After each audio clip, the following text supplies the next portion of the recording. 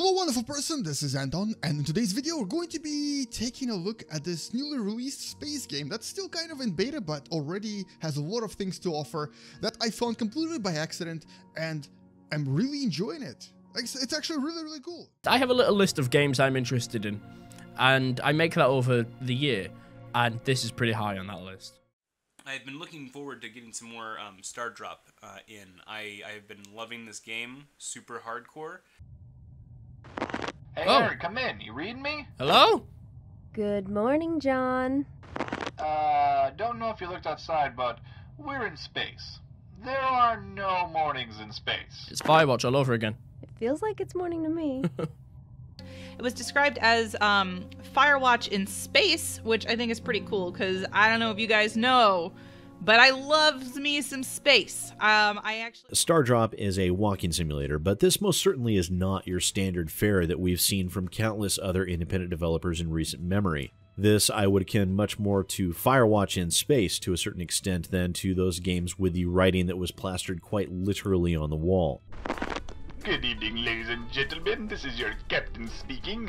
We're currently crossing the Cassiopeia constellation and will be reaching our destination shortly. I hope you've enjoyed What is your that time with us voice? today. If you look out to your left, you'll see space. If you look to the right of the plane, you'll also see space. Very funny, John. I know, I crack you up. But yeah, you need to get yourself ready. Now this game is made in Unreal Engine and it's actually been in development for over a year now, but the interesting thing about it, ooh, success, except of course for the fact that this is made by a very small team, is that it's actually really cool. Aaron, you there? It's so pretty. Seriously, you guys, this is an early access game. It's gorgeous. And so far, gameplay-wise, it's pretty darn polished.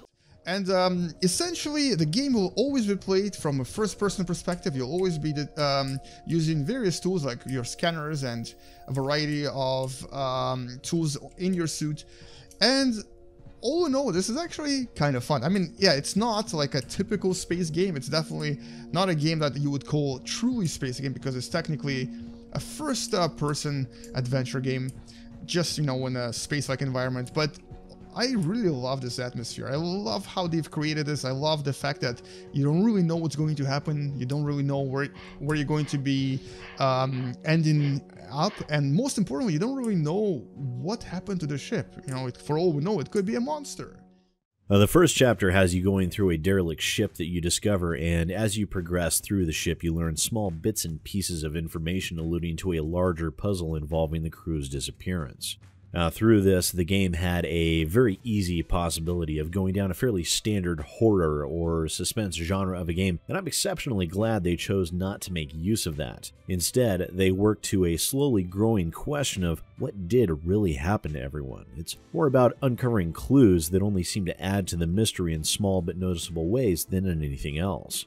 The developers did not take the easy way out by turning it into a horror game, and I feel that if they had, I would most likely be talking about another game right now. I can't believe there's an actual service train on board this ship. The STARDROP is way larger. Jesus! No! I got my juicer. I got my booster packs. I'm good. I'm fine. It's a tiny crack. It's so small. It'll buff out. It's fine. Your heart rate is too fast. John! Somebody! Help! I'm losing your teeth. Oh, that would f with me hardcore. I don't know what to do. Oh. I'm entirely down with being lit on an experience right now, by the way. The game is going through great efforts to show me something very new, different, and cool, and I'm pretty down with that. That seems bad. Do you copy? Voice acting, top notch, excellent. Amanda, please. Always wanna, like, when like that good Amanda, please. quality and Please voice come in. animation comes on in, especially for an indie game. Work it, baby. I'm really intrigued about what's going to happen. I'm definitely getting Tacoma vibes. I definitely have a little bit of Mass Effect vibes here.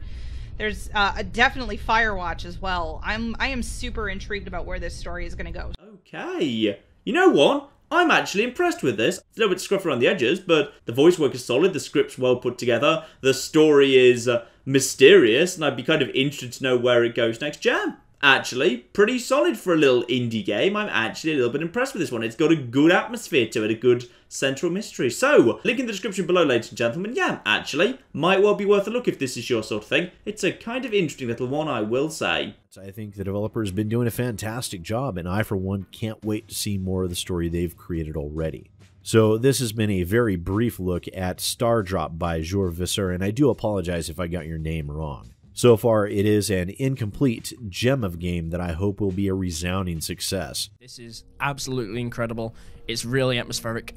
Viewers, I really recommend you pick this up. It is really good. I really like it. And I'm really curious to see where it's going to go in the future. I think this is going to be a great game. Alright, so they pulled us back out. Oh, man.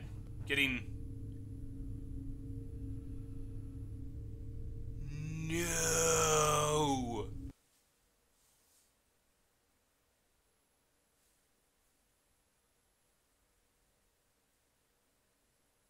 No!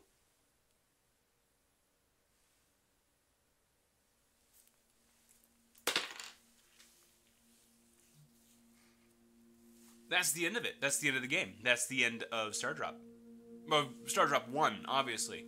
Either it's going to be more, they're going to add more to it, or they're going to make a STARDROP 2. If they make a STARDROP 2, I want it. I want to play it. I want to be involved in that. Oh my god!